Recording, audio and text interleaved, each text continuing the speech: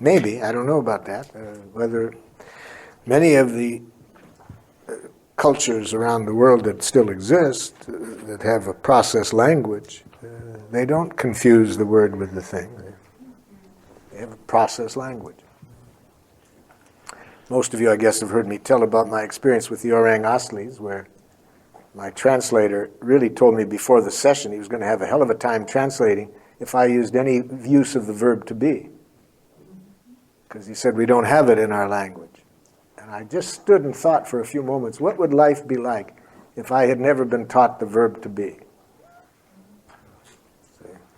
If you want to get more clarity on that, read in the research E prime. E prime. See, there have been a movement for about 50 years of people that have wanted to replace our language with an E prime language, a language in which there is no verb to be, a process language, you see. And I was just thinking when this person said that, of what would life be like? And then I said to him, but my God, how are you going to translate for me today if I want to insult people or call them names? I mean, how can I think of going through a day without insulting people? I said, for example, if I want to say to somebody, you're selfish, how would you translate it today? Oh, he said, Marshall, that will be very hard. Let me think for a moment. You see, we just don't think that way, he said.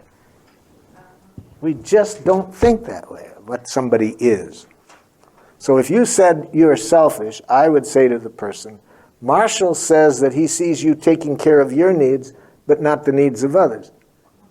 He would like you to take care of the needs of others as well as your own needs. Pure giraffe, you see. Pure giraffe. Then he looked at me, and I'll never forget the look on his face. He said, Marshall, why would you ever call a person a name? Well, I had to educate this poor savage. He's a very primitive man. I know he's primitive. You know how I know he's primitive? Because the name of their tribe, Orang Asli, is the name given to them by the surrounding culture. And it means primitive people. So, see, they are primitive people, so I had to educate him. I said, well, you have to know what somebody is to know whether to punish them or reward them, you idiot. And I left off the idiot, but, you know, I was kind. And then he looked, and this concept of punishment, you see, is one they don't have in their culture. And so he said, Marshall, if you have a plant that isn't growing as you would like, do you punish it? You pull it up and say, be gone. But if you want it to live, do you punish it? Why do you think? Yeah. It's why would they ask a jackal speaking person like myself to teach them their natural language? It's a sad, sad story. They were living quite happily for generations in the jungle, in trees, and logging interests were destroying their habitat. And their one senator for 60,000 people heard of my work in Malaysia and asked while I was there if I would teach them how to speak giraffe with jackal-speaking people. He said, we have other consultants offering us free services. They're willing to show us how to use guns to get our land back.